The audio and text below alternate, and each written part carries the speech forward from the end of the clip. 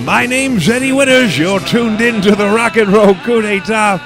On the line, we've got a very special guest calling all the way, I believe, from the Tampa Bay area, Mr. Rodney Justo on the line. Rodney, are you there? Are you with us? I'm here, baby. Oh, loud and clear. Let me give you some of this applause there. Welcome to the program. Studio audience on fire. We are excited. We are excited to have you on. And we've been talking about Atlanta Rhythm Section, talking about you all morning. And I've got my gloves on. We're ready to get deep.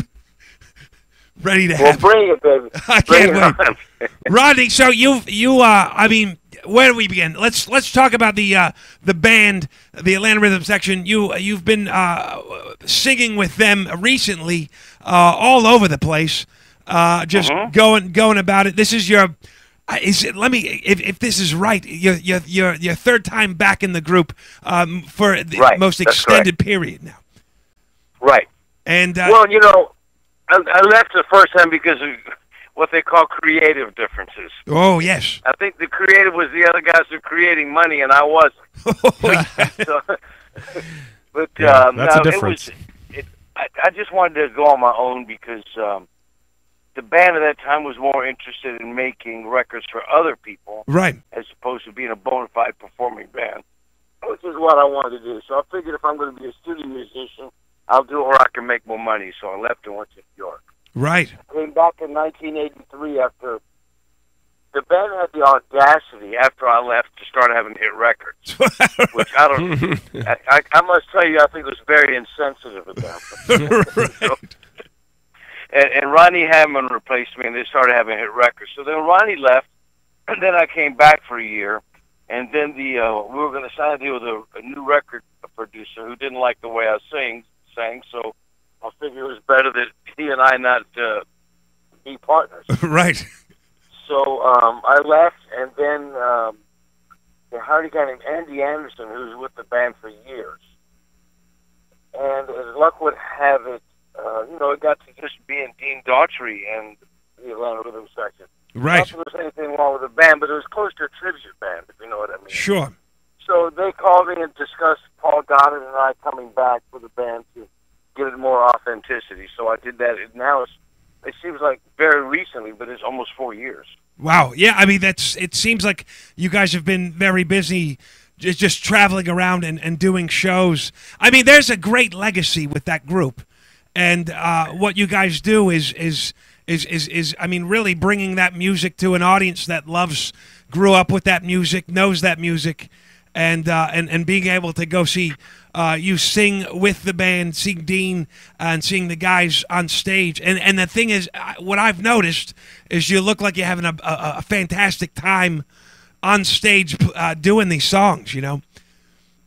You hit it right on the head, Eddie. We're having a great time. And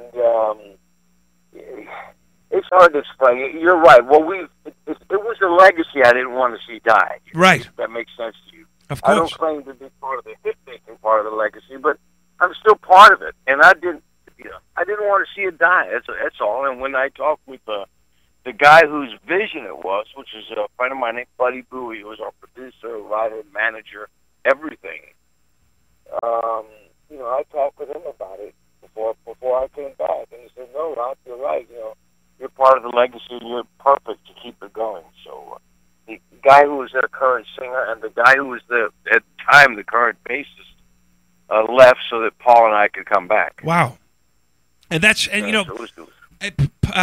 talk a minute about Paul Goddard. He recently had passed away, but he's one of the original guys. Amazing bass player, and just a fantastic presence, a very original sound. And he'd left the group in the '80s and came back when you did, and sadly he left the same day. Left the same day as me. Came back the same day as me. Is that right? Yeah. I'm glad we didn't die on the same day, but that's another story. Right.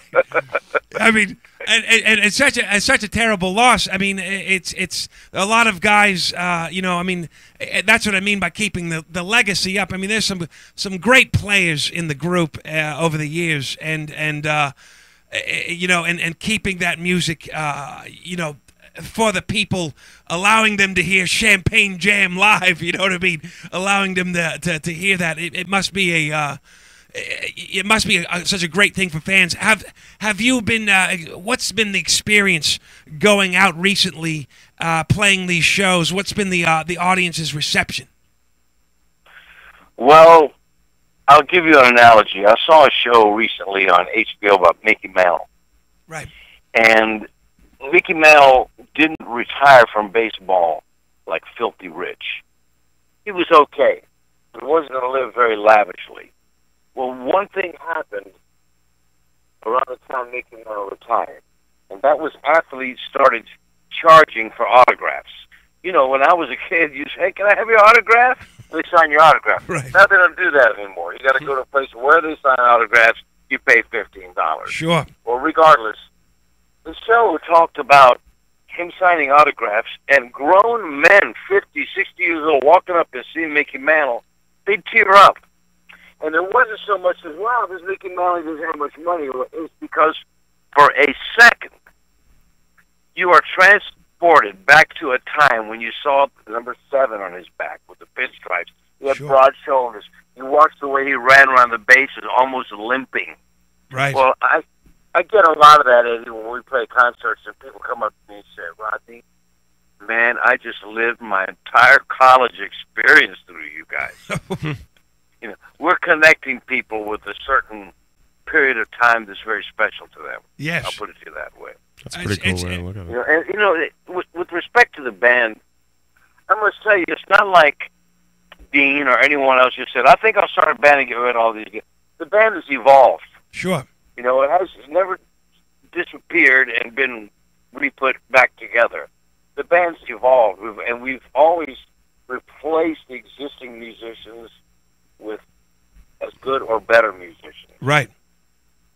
You know, and I'll tell you, I think the band's act, and I've been with the band, like I said, you know, 3 different periods of time.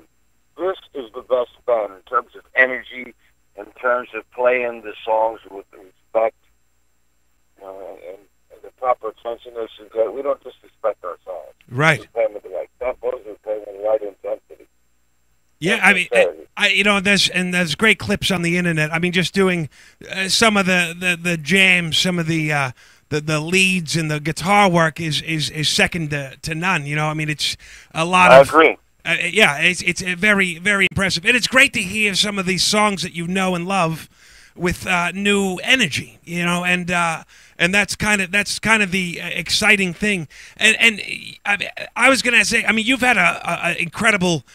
A story, a journey, if you will. I mean, with the Atlanta Rhythm section starting back in the 70s and before that, I mean, you have been playing music. How long have you just been doing music? I mean, it's been your whole life. I mean, you got into it early.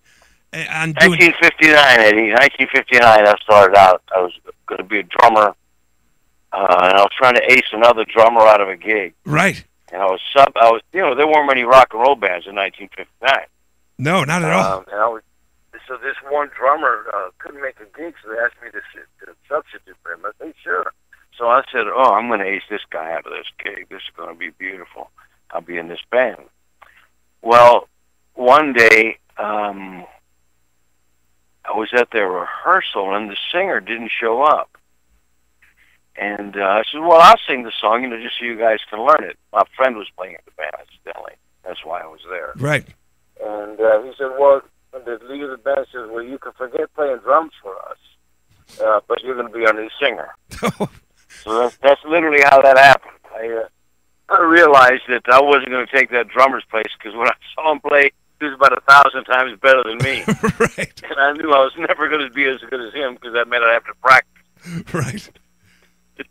And so like I said, 1959 I started. And what was the impetus? I mean, rock and roll. I mean, obviously we had, you know, Buddy Holly. We had Elvis Presley. Was there something that made you a spark within you that kind of led you down that path of wanting to play drums? Well, I got to tell you, you know, I used to sing as a kid on radio. Right. But, it's just singing with, like, church groups and stuff like that. Sure. At Easter, I'd sing a song, something like that. But nothing significant. Around August and July 1956, I went to see Elvis. Oh, wow. At the Armory. It was just a three-piece band. And that was pretty transformative, as they say now. Sure. It was very exciting. I'd seen him on television probably a month before that. He was on a summer replacement show for Tommy and Jimmy Dorsey. It was St. Patrick's Day. And I was at my aunt's house. And tonight, Tommy and Jimmy Dorsey, Elvis O. Presley, and someone else. So I heard him singing, I think it was Heartbreak Hotel and Blue Suede Shoes. I've never heard anything like it. Right. So the next week he was on again, and I said to him, well, what's that guy's name again? He said, Elvis Presley. I thought to myself, what a stupid name. He'll never catch on with that name. Right. He should be like Murray Lipschitz or something. So I saw that, and I knew something was happening, and I just felt it. Like it wasn't, and I love Perry Como, by the way, but this wasn't Perry Como. Right. It wasn't Julius LaRosa either. It was more vital. So, something happened. And then you see Jerry Lee Lewis, and next thing you know, like, oh my God, that is so cool. Right. And I discovered I could sing. I said I could do that if I want. Wow. And so you kind of took that as a cue, and you're like, I can do this. And then, why drums though? How did you? I mean, you eventually. Man, that's a hell of a good question. My family is all Spanish. Yes. In Spain, and my father was the type of guy. He was a true Spaniard. I mean, he didn't like noise. He liked quiet. He didn't like talking at the dinner table. It wasn't a lot of fun either night, Right. Especially with my brother and I, two of the most annoying people on earth. So we would have to be quiet. But my father got me this drum for Christmas, and it wasn't until I was a grown man I realized what a sacrifice that must have been for getting me a drum. Oh, right. Right. I banged it all the time. I started talking about wanting a set of drums. Somehow or another, my father got me a set of drums. I never had any extra money. But, I got one, and no one ever had to tell me to practice. I was in there beating on drums all the time. I don't know what it was, but something about playing drums appealed to me. Right. And I started off like a madman, like most things in my life. I get very involved with them and then never progress. Sounds like me. That sounds like my life. Yeah, right. I'm so proud of myself. I'm like an underachiever's template. Right. What they aimed for. I like. So you continued with going at the drums, and then this opportunity comes. They put you on the singing. And you kind of develop as a singer. When did you get a reputation for being the singer? Did that kind of just progress? That happened pretty quickly. Anybody. I think that the story's pretty universal. You get a couple of schmageggies together and you start a band. Right. And then you find another guy who wants to be in the band. And then you find another guy who's better than the two guys with you in the band. So you get rid of the two guys, and you get the guy that's better.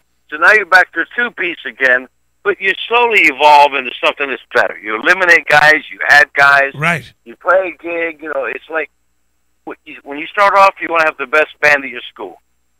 Then you want to have the best band in town. Then you want to have the best band in the state, the country, and the world. And, right. And that's the way it just grows exponentially. But I was pretty lucky. My band, they were all got to be pretty good musicians. And back in the old days, Eddie, there were no bands that had hit records. Right. There were individual artists. So it was Fabian or Gene Pitney or Neil Sedaka or Roy Orbison or whoever it might be. They showed up in your town, and local bands backed them up. Well, it so happens that my band progressed to the point whenever they came into town, most notably Clearwater, Florida, too, which was that place, the Star Spectaculars, where all the national acts would come. Right. It hired my band to back up these artists. So I got to know virtually every artist that came in that had hit records. I mean, all the way from Joe Dowell, who had Wooden Heart, to Faith, to Orbison, to anyone. At some point in time, my band worked with. So I got to know a lot of people. Right. And, I was lucky that Orbison liked the way I sang and wanted to produce records with me. I was going to ask you. I mean, the famous story is you got the gig to work with Roy Orbison. He was one of these artists that came through town, and your band, the Candymen, were asked to back him. I mean, he was a huge. That's kind of right. That's kind of right. My band was called the Mystics. The Mystics. What he did with my band, when he came to work with my band, he did the same thing in South Alabama with another band that did more or less the same thing as us. Right. Which was called the Webbs. So he asked for the Webbs to be his backup band. And then Bobby Goldsboro was a singer in the Webbs. He got a hit and left the band. Right. And essentially, I took Bobby's place, and it became the Candymen. They asked me to come on board. That's the Reader's Digest version. So, and that's how you got the gig as the Candymen, and they were. That's correct. And you guys, I mean, you now, correct me if I'm wrong. Did you release records as the Candymen prior to working with Roy Orbison, or was it the other way around? No, we did not. We recorded a song as I think we call ourselves the Webbs. The Webbs. The Webbs, I believe, on MCM. Right. It was a weird thing because Roy didn't want us to leave. He wanted to sue us because we were going to take the name the Candymen. Wow. And we said, well, we are the Candymen. So Right. he kind of let us go there. He let us go there. But we were worried about getting sued by him at one point. So we recorded a song, I believe it as the Webbs. Yeah. Right. On MCM called You Pretty Fool. And that was to kind of avoid. Now let's go back a little bit. The meeting of Roy Orbison. I mean, you'd met a lot of people, I guess, as they would come through town. Well, I mean, Roy Orbison is at that point had released many hit songs and had many big hits. Gone to England, performed with the Beatles, and that kind of thing was a big influence on American culture, on English rock and roll. How you meet him coming into town, and he offers you that gig. I mean, was that as a kid? I mean, that must have been a dream of a lifetime to get that offer of like, I want you guys to back me. What was that experience like? It was an opportunity. Listen, I grew up in Tampa, Florida, with a family with not much money, and it was an opportunity for me to find out what the rest of the world was going to be like. I was very excited about having a chance to travel all over the country. Right. I'm pretty much still the same way. I'm the happiest if I'm on a plane going somewhere. Sure. I still have that same interest that I had when I was a kid. When ARS books a date somewhere, man, I'm thrilled. I'm on a plane. I'm going to meet people. I'm going to travel. I'm ecstatic. I don't, another days on the road. Let's do it, man. Right. But that was the precursor to the whole thing. When you're 20 years old, wow, and somebody's going to start taking you around the world, and you're going to get paid, and people are going to like you and talk to you, what's not to like? Yes. I mean, taking you serious as a musician, it kind of puts you in a whole other category. I mean, you go from being, an amateur to a complete professional. And right. and you're out there. I mean, let's talk a little bit about the the experience. I mean, you went on the road with Roy. You went over to England, if I'm not mistaken. Is that correct? And did a lot. And met a lot of people. How long did that period of time last as the Candymen, as Roy's backing group? Well, the other benefit to being the Candymen, the reason I joined up, was because the band wanted to work when Roy didn't work. Right. He's only going to work so much. We want to work all the time. So we would have a functioning band that would work when Roy didn't work. I know it sounds crazy, but we actually at one point got to think we were bigger than Roy.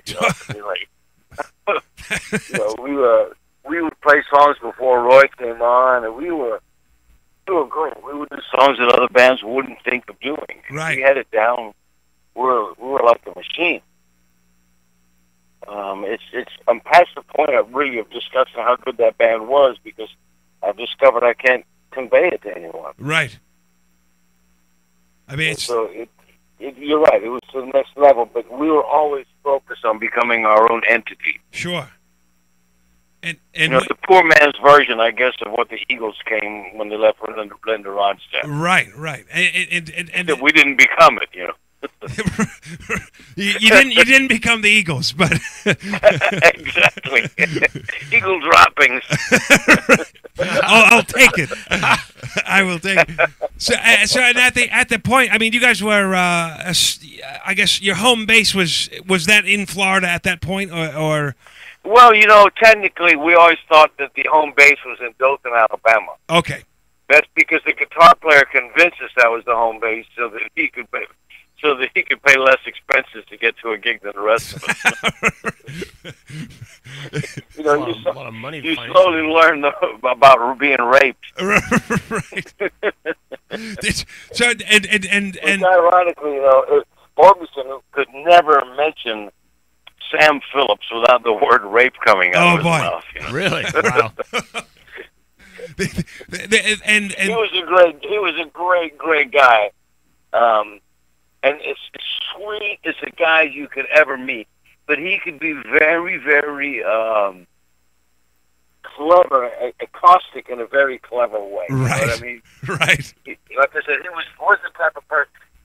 He and Scott Engel from the Walker Brothers were kind of rivals at the time. Wow. Along with Gene Pitney. Well, Scott Walker, Scott Engel, right, was supposedly like a loner and a hermit, and he started to stay away from his fans. Right. And away from the reporters one time, Orbison says, well, if Scott wants to get away from his fans, all he's got to do is go back to America. Touche. Like a very catty but clever remark, and I love him for that. Yeah, very, very much. That's pretty biting. I mean, so how did right.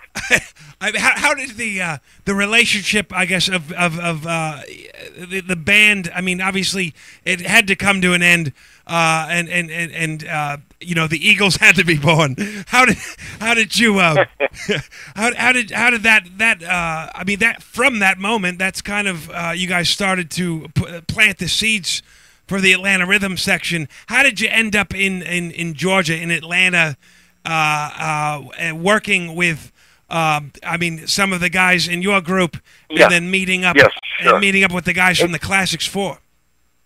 Okay, what happens is the Candymen break up. The last gig we played was just great. The gig before that was great. The gig before that was great. But sometimes you have the feeling, Eddie, that it's not in the cards. We had 2 albums out, and we weren't having any hits. Right. And as great as we were live, it was very frustrating. So I think cumulatively, we just thought there was time to end. Right. And I left and came back home. Robert did some studio work in Atlanta. Bill Gilmore, I can't recall what he did. John Rainey put out another group called the Candymen. But after about a year, I was sitting in my house one day, and I get a call from Buddy Bowie, who I mentioned earlier. Right. And Buddy says, Rock, I've been listening to this album called Super Sessions. You may be familiar with Al Cooper, Mike Bloomfield, Steve Stills. Of course, yes. He says, if there can be a Super Sessions, why can't there be a super group? Where I get all the top musicians from the South and put them together and have a super group.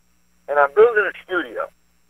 Now, the good news here is while we're putting this group together, we'll all make money because we'll record the music tracks for various ops that come into town. Right. I says, okay. So I says, who you got? He says, well, Dean from the Candymen, Robert from the Candymen. I got JR from the Classics 4. Right. And Paul Goddard and Barry Bailey. I knew Paul and Barry from, record dates around Atlanta. Sure. And I said, okay, I'll do it. So I packed up and moved to Atlanta. We started in we worked for 2 years before the first album came out, but mostly doing records for other acts. Right. And recording ARS stuff in our spare time, essentially. Wow. So you were doing session work, and then kind of in the spare time putting together that first record. How long did that come about as far as like writing these songs, balancing that time before you got to that first album? Well, Buddy and JR would get together and write. Robert kind of joined up, and they were writing songs. I was married with a family and with children, so I didn't have time to be doing that stuff. I wanted to spend time with my family. I'm still pretty much the same way. Right. But over a 2-year period, we record all those B.J. Thomas hits. We did Joe South. We did Billy Joe Royal. We did a friend named Richard Supa, who was in this Hair. Right. His co-writer on one of these Aerosmith songs, by the way. Right. So that's what we did that kept us alive. And also, I imagine making great contacts and getting a good reputation for being just a great musician, a group of musicians in the studio. Absolutely. Well, that's how the name came about, because we were like, okay, we're in a band, what are we going to call it? Right. And but I said, I don't know, we're just the Atlanta Rhythm Section. I went, what? Buddy, what are you smoking? Right. Put the pipe down. Right. That's the worst name I ever heard. And he said, no, but people, they come here and try to get an artist, of course, what musicians are going to use? Atlanta, there's a rhythm section in Atlanta. You just used Atlanta Rhythm Section. Right. And it was us. That's who we were. And the name stuck. Yeah, right. It stuck. I tried to unstick it, but nobody went with me. It went with you. And so you guys work on this record, the very first one, and then it's. How did you? Was it easy to get the deal to put the record out? I mean, obviously you'd been working in the business. You'd had a reputation. To get that first album out, was it a pretty easy scenario? Did you have a lot of support, I would say, from the labels? Not really. Not really. We had Buddy had a deal. Buddy was already known as a songwriter and a hit producer, especially from working the Classics 4. Right. And oh my gosh, the girl from Memphis. I take it back. I didn't mean it. I can't think of her name. Sandy Posey. Oh, right. He wrote a couple of her hits, and so he amassed a reputation. Back in those days, it was relatively easy to go record company and get a deal. Right. Especially when you've got a record of hits already. Sure. So Buddy had a deal for us with Decca MCA, and all we had to do was put the album out. But like I said, it took a long time, but towards the end it was like, excuse me, but we paid you for this album. Right. We sure would like to see it. Not Right. to mention hear it. So next thing you know, all of a sudden the pressure's on to get it done. Right. I mean, I did all the vocal performances, I think, in maybe 3 days. Oh, wow. 2 years to get the tracks down, and I sang them all in 3 days. And then it's interesting too. If you looking back on history, Atlanta Rhythm Section kind of put into the southern rock kind of genre with other bands like the Allman Brothers, Leonard Skinner. But this first record kind of, I mean, it's pre Leonard Skinner's first record. It's a right around that same era. I mean, and it's kind of an interesting. I guess first album, and this record comes out. The reception for the record maybe not as desired. What was your I guess impetus to maybe walk away from this group after all that work? Well, from the beginning, I didn't hear what I thought was a hit single. Right. Record. I think there was one potential called "It's All in Your Mind," and I still think that record has potential to edit just a little bit. Right. But what had happened was we went to California. We were playing our first tour ever, which collapsed after the second date. Wow. It was Deep Purple. We went to Canada, and Richie Blackmore wasn't there. Randy California was playing guitar. Right. And we never saw those guys again. Now we're like, oh shit, we got all these airline tickets and rooms booked, or we'll have to find a way to scramble dates. Right. So we got a couple dates put together, went out to California, and after 2 years in the studio, I was eager to get back out on the road and start being a musician, Sure. Playing for people, humans. And I've been talking to Freddie Bowie about that. Man, we got to do it. This is great. We're out here working. We're going to work dates. We'll build up a fan base, blah, blah, blah, blah. And he comes back, and he said, Rock, you won't believe the deal I signed today. I went, uh-oh. Heading out with the Stones. Oh, wow. Opening for the Stones. I can't wait to hear about this. Right. He said, I just left Hanna-Barbera. Oh, wow. I'm thinking, is there a girl named Hanna-Barbera that I'm not familiar with? Right. I think I dated I her. knew who Hanna-Barbera was. He said, I signed a deal to cut all the soundtracks for a new television show, cartoon show, called Butch Cassidy and the Sundance Kids. Wow. I said right away, where does little Rodney fit in here? Right. He said, what? I said, well, I'll get you on there as a singing background on the tracks or something. So the wheels start burning, you know what I mean? I'm Right. like, they're not as interested in having a band as I am. Right. That's when I decided to leave and go to New York. Ironically, when I left, all of a sudden they did get the songs got better. They started writing songs that were more for ARS. Sure. Ronnie comes on board, and they made some really good records. I mean, I was a fan. I'm not just a guy. I'm a fan. I'm like the guy from Hair Club for Men. You're also the owner. Yeah, right. Also I mean, I stayed in contact with the guys always, and they were always my friends. There's nothing. No bad blood between you. Right. But it sounds like there were contentious moments between all of you as It's kind of friends like also. athletes now, Raj. You know what I mean? Where they leave from one team to go to another. Maybe 3 or 4 years later, they're back with the original team. You just don't know. Right.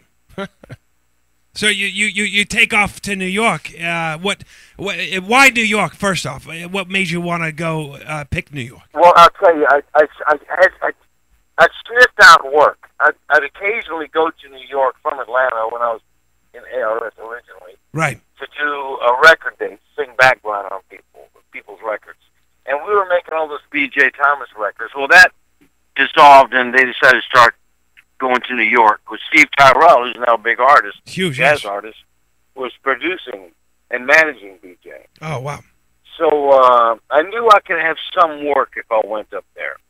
So my wife went to Puerto Rico, and I went to New York, and decided I'm going to be a studio musician. So I was doing that already, but I decided to make some more money for doing it. Sure.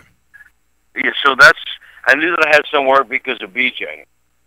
And as luck would have it, his band was all the local studio musicians in New York. You'd get a gig, and they would go.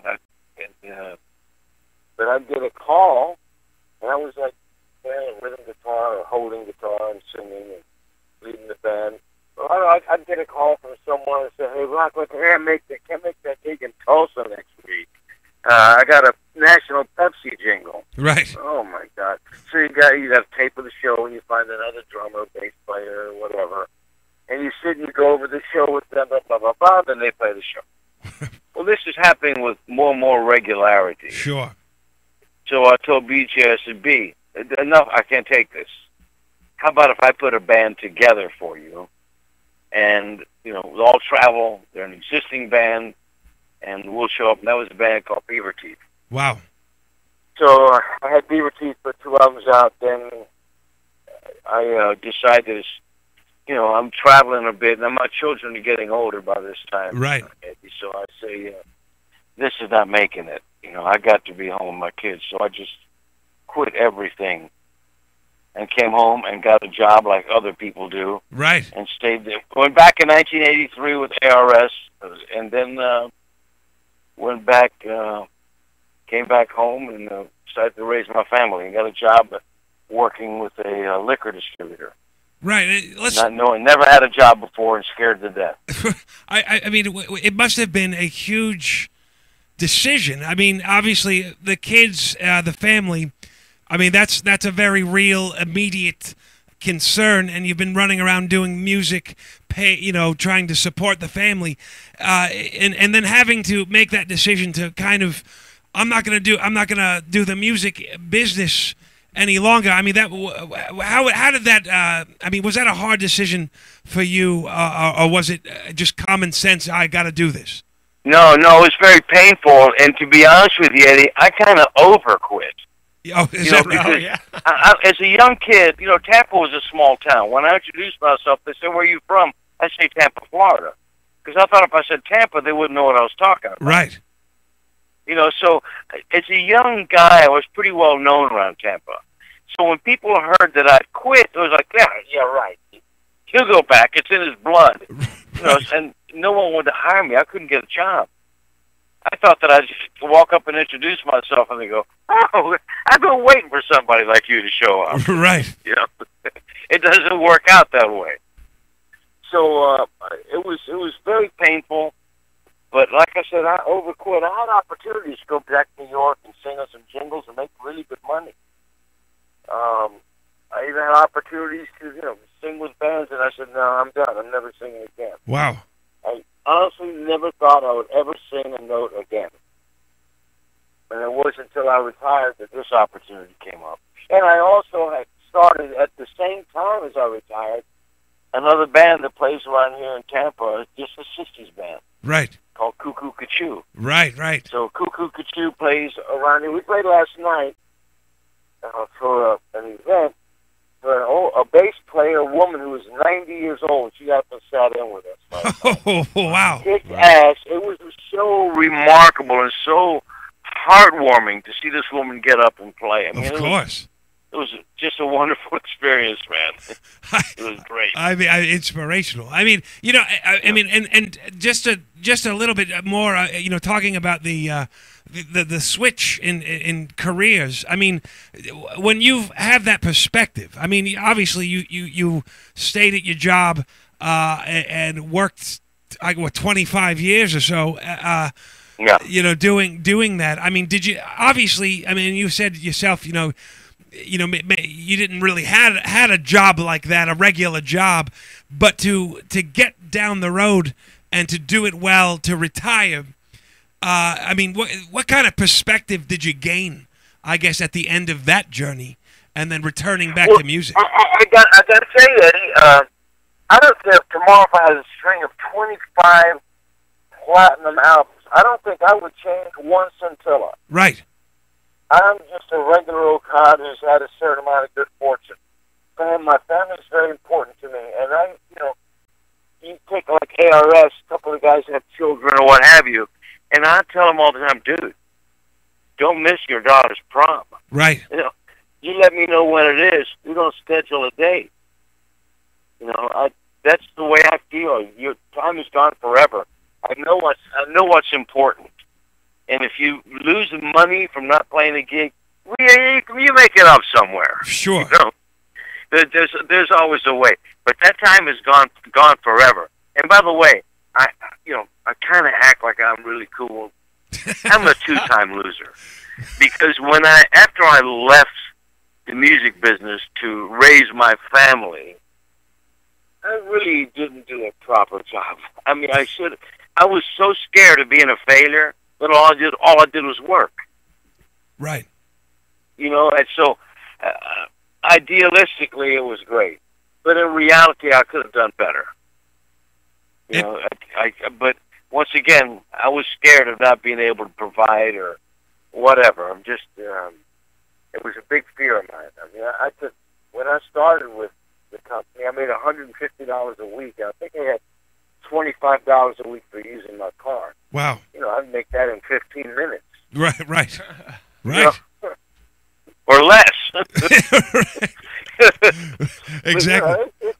It's life experiences, man. I tell everybody, I can sum everything up in life in 2 3-word phrases. One is do it now. Right. If there's something you want to do, you got a friend you want to thank for something, Dude, don't wait for him to die. Right. Before you said I should have called. The other one is get over it. I don't care what happens in your life. Get over it. You still got the rest of your life to live. You can live it being an idiot, or you can live it as happy as you can make it. I do both. Yeah. Right, man. I'm trying to find something to laugh about today. I was hoping this radio show was going to do it. Oh, man. Give it time. I always wanted to... I'm so thrilled. I'm speaking to a saxophone playing albino. That's the other. That's my distant What? cousin. You mean you're not him? Oh my God! I'm wasting an hour here. No, he's one winter. I'm two. Raj must really be disappointed. Yeah, right. I was gonna break it to him after I've been the let show. down many times on this show. Don't worry about it. Rodney, so I mean, I gotta say, it's sensational to see you guys playing now and doing these shows. Do you have any plans to get out to the other Bay Area out in San Francisco with the group this year? I wish we would get close. Something could happen. We're in Bakersfield, I think, like in June. And then the next night we're in San Juan Capistrano. But I'd love to get something in the San Francisco area. You got the only problem is it would have to really be on a Thursday, which I don't know what that market is like on Thursdays. Well, you could do it. You could definitely. I think that. Yeah, I know that. There's definitely people and venues. If that's what you need. No, definitely. There are people coming out to see you guys. By the way, I appreciate you saying the Tampa Bay area. Yes. People say, yeah, he's in Tampa Bay. I'm gonna say, well, I would sound like this if I was in the Bay. There's no city called Tampa Bay. It drives me crazy.